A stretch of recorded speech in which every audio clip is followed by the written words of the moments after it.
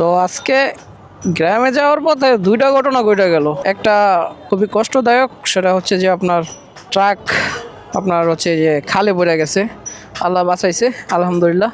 আরেকটা হচ্ছে যে খুবই আনন্দদায়ক, সেটা হচ্ছে যে শালা চোরের ঘরে চোর চুরি করতে আইয়া ধরা খেয়ে গেছে।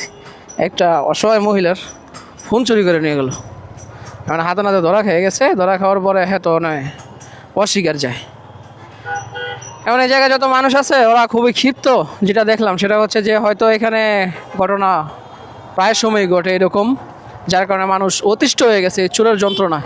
তবে আজকে যে বাড়ে পড়ছে ওর যে পরিমাণ ওর মায়ের দিছে আল্লাহ, ওর মায়ের দেখে আমারই মায়ের লেগে গেছে, আমি মারমুখী।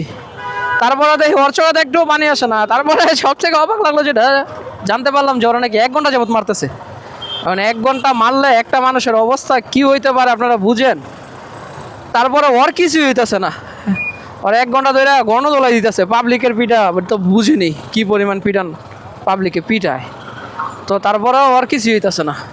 এতেই বোঝা যায় যে ওই হালায় কি পরিমাণ প্রফেশনাল চোর। ওরা তো আবার ব্লেড আছে, ওই ব্লেড দিয়ে কি করছে আরেকজনরে আপনার বস মারছে হাতের মধ্যে। ভাই কতটা ভয়ঙ্কর, এগুলো ধরতে গেলেও খুব সাবধানে থাকতে হয়। ওদের তো আর বুক ফিট নাই, ওরা কি করে না করে আল্লাহ, মানে এটি বোঝা যায় না।